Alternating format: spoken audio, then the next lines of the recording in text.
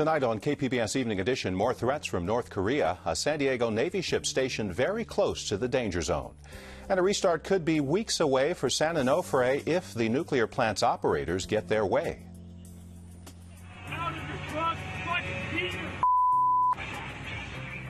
Road rage caught on a cell phone camera at Camp Pendleton. Now the Marines are looking into it. And it's gone from an information booth at Balboa Park to a major player in San Diego's healthcare community. Planned Parenthood marks its 50th anniversary.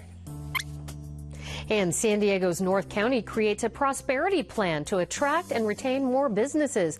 We'll talk with county supervisors about their new strategy. Then researchers at Salk Institute show us what they'll be doing for President Obama's National Brain Mapping Project and how it could boost San Diego's economy. And a San Diego driver picks up an unusual hitchhiker. KPBS Evening Edition starts now.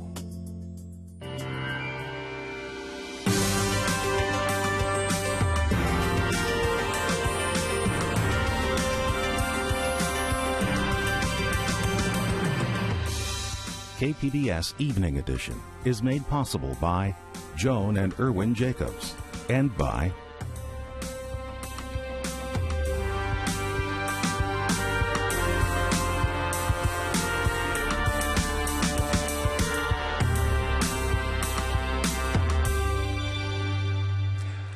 Hi, good evening. Thanks for joining us. I'm Dwayne Brown. More saber rattling from North Korea tonight. An Army official there says its military has been cleared to launch a nuclear attack to protect itself against the U.S. The Pentagon's been beefing up American presence in the region. San Diego-based USS Decatur is already positioned in the Western Pacific, ready to provide missile defense. And the Pentagon plans to send a land-based missile defense system to Guam. North Korea says it will increase production of materials for nuclear weapons. The U.S. says it's unacceptable and says it's ready to defend itself and its allies. Another San Diego-based ship could head toward the Korean peninsula. USS Princeton left San Diego today on a routine deployment to the Western Pacific and the Middle East. Right now, the Navy says there are no plans to send the Princeton near North Korea, but plans can change if needed. Southern California Edison wants to restart the San Onofre nuclear plant on June 1st, but federal regulators say maybe not. The staff of the Nuclear Regulatory Commission says Edison's restart plan is complex and loaded with technical paperwork, and they might not be able to okay the plan in time. Edison wants to restart one reactor at 70% power. More troubles for the North County Sprinter. The KPBS and iNewsSource investigations desk has learned it had the money to fix the brakes on the Sprinter, but used it to pay for buses and transit studies instead. The Sprinter has been grounded since February because of worn-out brake rotors. iNewsSource reporter Brad Racino broke the story. He joins us from the News Center. So, Brad, what happened with all the money? Well, we went through North County Transit District budgets, and we found that they budgeted for the Sprinter's brake problems as far back as 2010. There was about $8 million set aside in the agency's 2012 Capital Improvement Program budget for the Sprinter's drive system overhaul, which is money that would have been spent on maintenance, which would have included brakes. So what happened to it? It was cut. It completely disappeared from the budget the next year. Instead of Sprinter funding, the district decided to bump up bus funding, but they also set aside nearly $1 million for various studies. To give a quick example, one of the studies, which cost $500,000, is a public benefit study, and the budget defines it as something that will create a broadened understanding of what public transportation means to North County. Now, we've talked to many experts in the accounting field who have taken a look at these budgets, and they've told us there's just no way those studies should be in there. And why is that? Capital budgets are meant for capital things, big things like new trains or new stations. The budgets are not meant for things like studies that don't result in the creation of a fixed asset. It runs counter to the industry's generally accepted accounting principles, and as the experts told us, it can be seen as a way to hide money to make the operating budget look more balanced. And what does North County Transit say about all this? Who knows? They won't talk to us. They've declined to comment on this story, and they wouldn't make the chief financial officer available for an interview. So there's that. iNewsSource reporter Brad Racino. We have more about this story online at kpbs.org/transit. A new report on California's prison system says there's been extreme misconduct by some personnel, from a guard partying with inmates to a parole officer asking one of his parolees to kill another. The State Inspector General report cites nearly 300 accusations of misconduct by guards and parole officers. A top prison official says no dramatic policy or training changes are planned. He says the department's improved since officers had a code of silence to protect rule breakers. Camp Pendleton is looking into a video of a violent road rage incident involving a Marine sergeant. It happened Monday on base after a minor accident.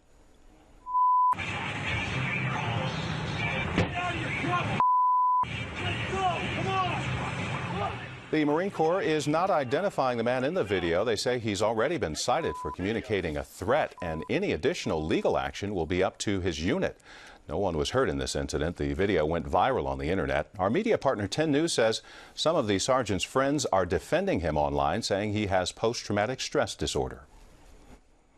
New treatment for PTSD is one of the many goals of President Obama's BRAIN initiative, a project to map the human brain in unprecedented detail. Peggy Pico talks with a San Diego researcher who will play a key role in the project. Salk Institute in La Jolla is one of a few private research institutions participating in the country's Brain Map initiative.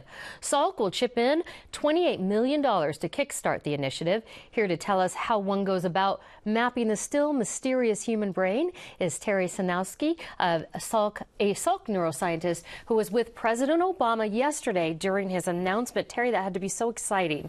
This was an extraordinary event, and there were 240 scientists and just an extraordinary, the head of the NIH, the head of DARPA. It was really a wonderful event. Quite a collection of brains, if I may say so. Now, eyes often glaze over when people say neuroscience research. Like, what is that? How will this brain mapping be different than what we already know about the brain? Well, the difference is in the N in brain, neurotechnology. So this is bringing to the brain a whole new set of tools for being able to record and influence many neurons at the same time. Let me stop you there, because what do we know right now about the brain? Don't we know quite a bit, like what parts of the brain control speech or eyes or movement or things like that? We know where this happens, but you don't know how it happens. And so we need to be able to zoom down from this large macro level down to the level of single neurons and to be able to record simultaneously from millions of them. Sort of like at the street level. Now, Google Maps, using that analogy, they have their satellite, they have the truck that drives around. What kind of tools are you going to need to be able to get this sort of street level view of the brain? Well, that's where this new technology is really essential.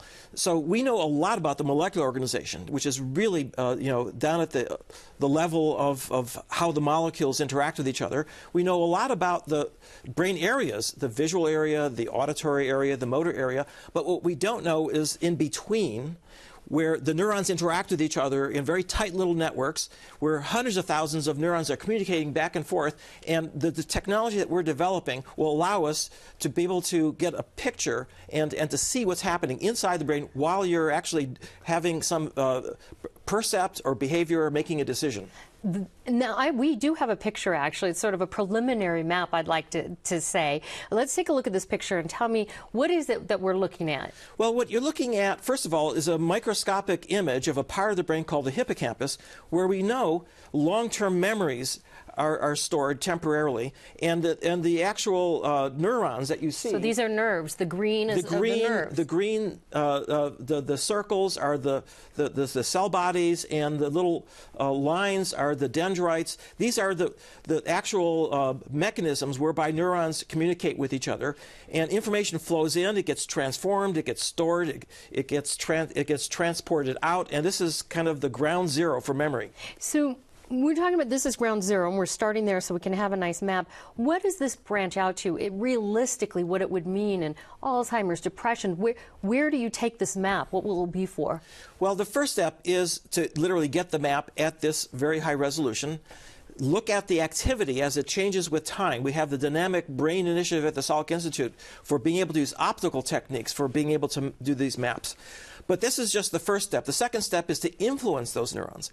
We think that in some disorders such as schizophrenia, autism, that there's an imbalance between the neurons that are excitatory and positive and the inhibitory, which are negative. If those two are not in balance, the circuit can't operate normally. So you could see it and hopefully define those a little bit better. We should not just be able to see it, but able to reestablish a balance by influencing those neurons. Let's bring this back to San Diego. You're not in this alone, certainly. It's a 10-year project, $100 million in the federal budget for this, just for this year to get it started. Who else in San Diego is working on it, and how is that going to impact maybe the economy here? Well, UCSD is a very important partner. First of all, the Kavli Institute for Brain and Mind, which is been very influential in catalyzing this national project, is really organizing a major effort within UCSD to bring together the engineers that we need to work directly with the biologists and the neuroscientists. We need to be able to build these tools, take them into model systems, starting out with simpler creatures like mice, but then ultimately scaling it up so that we could use it on humans. Could this mean jobs, though? Not just at Salk, not just research, but bringing in a whole Well, it's going to go in support? stages. First, it's going to be bringing in new faculty, students. Second, it's going to create new startup companies. There will be a neurotech industry around San Diego, UCSD, just as there is a biotech industry. So this is really an extraordinary expansion that will take place in our community. Absolutely, a new beginning. I'm sure we'll be talking to you more about this. Terry Sanowski, Salk Institute, thank you so much. Well, it's a pleasure to be here.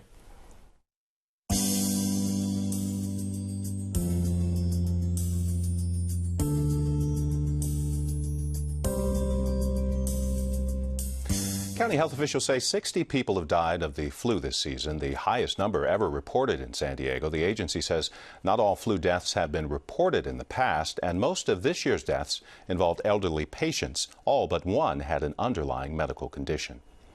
San Diego's Planned Parenthood chapter celebrates its 50th anniversary this year. It started in 1963 with an information booth in Balboa Park. Today, it's the second largest affiliate in the nation. And while Planned Parenthood is under attack in some parts of the country, KPBS health reporter Kenny Goldberg says it's a well-regarded institution here. You won't find any neon signs directing you to a Planned Parenthood clinic. This one in a southeast San Diego strip mall keeps a low profile, but it provides state-of-the-art care to nearly 100 patients a day. This is one of our exam rooms, and primarily we do a lot of contraceptive visits, and we do a lot of screening and treatment of STDs. This clinic has its own lab. So here we do pregnancy testing. We also do our in-house rapid HIV test, which is done really simple. It's just a finger poke, and the patient has a result in 15 minutes. Planned Parenthood has 19 health centers in San Diego and Riverside counties. The nonprofit had a budget of $56 million in 2011 and treated more than 160,000 patients.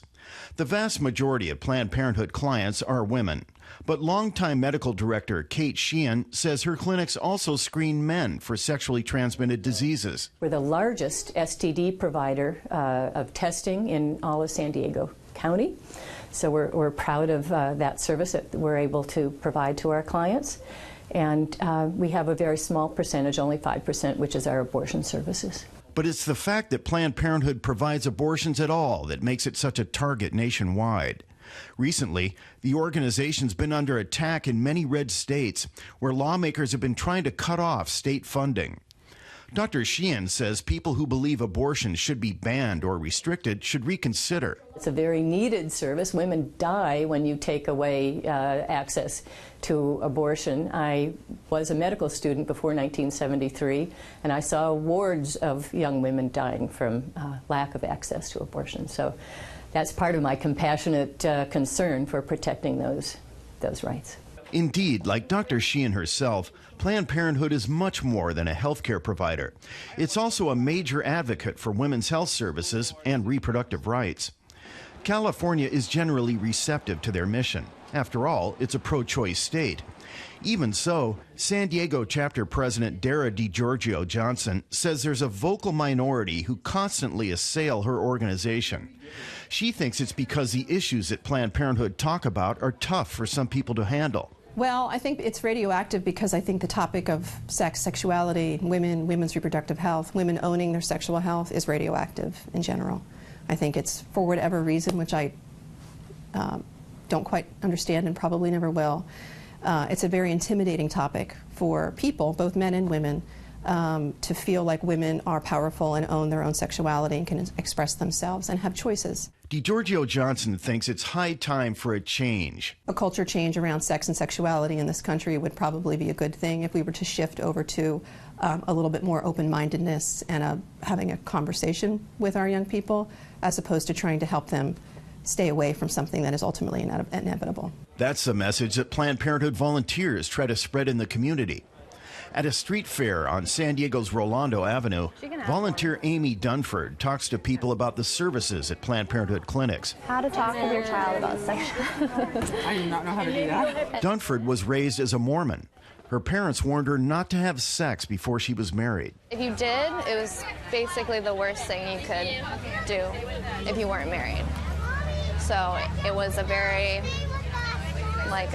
evil kind of thing that we didn't really talk about. Dunford says when she was in college, she realized that educating people about sex and how to prevent unwanted pregnancies makes sense. That's when she started volunteering at Planned Parenthood. Dunford says the organization doesn't promote sex. It just wants people who are sexually active to be safe. And that's why I love Planned Parenthood, and I come out here and support. Because it's all about having healthy relationships, healthy communities, building healthy families. Planned Parenthood wants to foster the next generation of advocates. That's why it sponsors a Teen Capital Day each year. The organization educates young volunteers about reproductive health bills pending in Sacramento. Then it sends teens to the Capitol to lobby their lawmakers. 16-year-old Katie O'Neill will be taking her second trip this spring.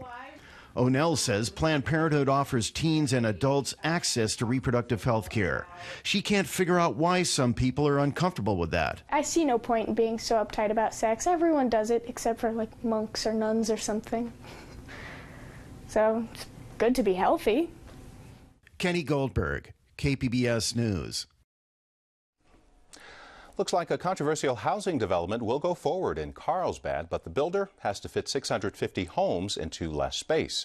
Carlsbad City Council approved the Quarry Creek project next to Highway 78 with a condition: some land next to an historic adobe has to be added to the project's open space. Transportation officials are getting public input tonight on a $6 billion plan for the North County. It includes new express lanes on Interstate 5, an expanded railway line, and 2 bike lanes from La Jolla to Oceanside. Tonight's public hearing is in La Jolla. There will be another one tomorrow in Carlsbad. Even with more cars and people than ever before, San Diego's air quality is clearing up. The county says San Diego has now met the EPA's 1997 ozone standards, and they want us to see the progress in the palms of their hands. So the county's teaming up with the State Air Resources Board on a mobile website, delivering air quality updates every hour. It's accessible from smartphones and tablets using GPS to connect with the nearest air pollution sensor. A color-coded system tells users how to clear the air, or how clear the air is. It really is a warning scale to say, here's what it is. Green is good, yellow is be cautious, and you get down into other colors where you do not want to go out and exercise. We have a link to the site at kpbs.org. City leaders in the North County are on a mission to attract and grow new businesses. Peggy Pico talks with 2 county supervisors about their plans for the region. San Diego's North County is made up of 9 individual cities, from the 56 north to Oceanside and east from the ocean to Escondido and Poway. North County is known for its affluent neighborhoods and is home to about 1 million people and 22,000 businesses. But that's just the beginning. Here with more on the region's Prosperity on Purpose initiative are my guests, 3rd District County Supervisor Dave Roberts and 5th District County Supervisor Bill Horn. Thank you both for being here. Thank you. Thank you. Dave, tell us what this Prosperity on Purpose initiative is. What's the goal behind it? Well, this economic development initiative was begun 3 years ago by Supervisor Bill Horn as a way to try to put a spotlight on North San Diego County. Now that I'm one of the 2 North San Diego County supervisors, I want to be part of this. We have a very diverse county, and my district is very diverse and different from Supervisor Horn's district. However, the city of Escondido, the area of Rancho Bernardo are in my district. They want to participate and are participating in Prosperity on Purpose, and I want to be part of that success to really help create economic opportunities for that part of our county. So it's an economic focus, and Bill, you actually put some of your own money into this back 3 years ago. What's been done so far? Well, we put about $400,000 in over the last 3 years. We did a study we call the SEDS. I met with the Undersecretary of Commerce for the U.S. federal government and saw what had to be required so that we could actually get some federal grants for economic development. And the LA office helped us sit down and look at what we needed to do. And the big task for me was to take all the cities and kind of herd them in the same way. I won't call them cats, but they're close to that. But anyway, Chamber of Commerces and cities and city managers and politicians all had their own little goals. And I pointed out to everybody sitting on the region, and I'm sure Dave will learn this as time, those goals they may look like they're opposed to each other, but they're really not if you could get them in the right category. So that's really what we've been able to do. And let me follow up on that with you, Dave. There's as you mentioned, 22 different communities aside from the cities, and they all have different interests, and there's rural and unincorporated. How do you plan to unify this? How moving forward, how do you see this being unified? Well, there's great diversity, and that's what I think is great about North County. We have cities such as Del Mar, Solana Beach, and Encinitas that have coastal community environments. And then we have communities inland in Supervisor Horn's district, and then Escondido, Rancho Bernardo, that have different economic needs. Many of these communities have their own local officials. In Escondido, I work closely with all 5 members of the City Council, including Mayor Sam Abed. And they tell me they want us working together. We're nonpartisan elected leaders, and they want us working together to create economic opportunity in communities where they want this to happen. The 78 corridor is a critical area where we can do this, and the 15 corridor is a critical area where we can be doing this. So you unify them kind of within those boundaries. Now, Bill, you've said that you want to make sure that North County gets its fair share of funding, essentially. You've compared it that we have as many cars up there. Well, I sit on SANDAG, and Dave now is going to be sitting on some SANDAG, the Association of San Diego Governments. And we get a lot of transportation dollars that come through there. I'm also chairman of the North County Transit District, so I have both of the railroads plus the buses. When I see this money go through and I watch the votes and see where it gets allocated and where it gets moved, I just want to make sure that I don't want preferential treatment. I just want to make sure we're on an equal, fair playing field with everybody else. My interchange at Highway 5 and 78 needs to be, that's only interchange in the state of California, two freeways coming together where you got a stoplight. I want to put an end to that. That needs to be a thoroughfare. Kind of getting your fair share. And we got, Escondido got $1 billion hospital, and we had an intersection that wasn't even improved yet. So we've kind of moved that up. So we can achieve this success if we work together. You're running for your last term as county supervisor because of term limits. This initiative you've said is part of your campaign, but you were making a point that this is a nonpartisan issue. This is a business issue, and this is, I've been here 18 years. We do have term limits, which might be not a bad thing because I'll be 76 by the time I'm done the next time out. But I just want to make my grandkids live here, my kids live here. I just want a county that's well run, well serviced. I like people getting high-paying jobs. I want our schools. I want our safe neighborhoods. That's what I want to be as a legacy, and I think we've achieved that at the county, and hopefully Dave comes in on board and then we continue that. It sounds like you're both on board. Thank you so much, both of you, for talking with us. People can find out a whole lot about this by going to our website, kpbs.org. Thanks again for joining us. Thank you. I'm Margaret Warner. On the next News Hour, schools trying to boost test scores by teaching deeper learning skills. That's Wednesday on the PBS News Hour.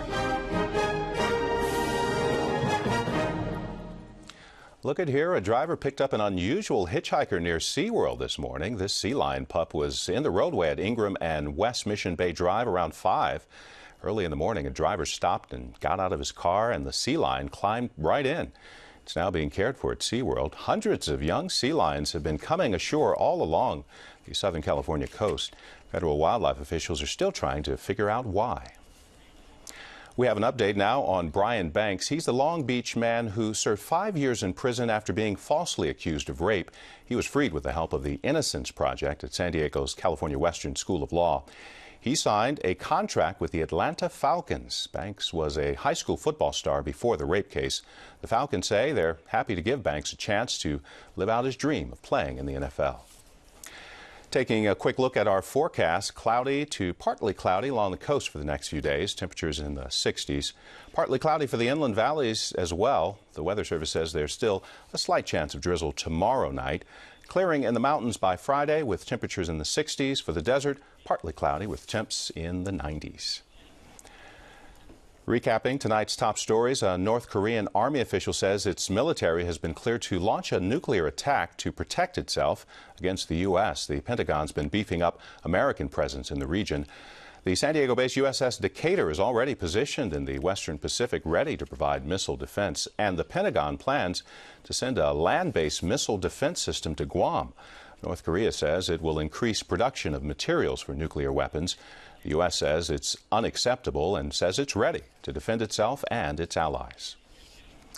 Southern California Edison wants to restart the San Onofre nuclear plant on June 1st, but federal regulators say maybe not. The staff of the Nuclear Regulatory Commission says Edison's restart plan is complex and loaded with technical paperwork, and they might not be able to okay the plan in time. Edison wants to restart one reactor at 70% power. You can find tonight's stories and download the KPBS app all on our website, kpbs.org/evening edition. Thanks for joining us. Have a great night.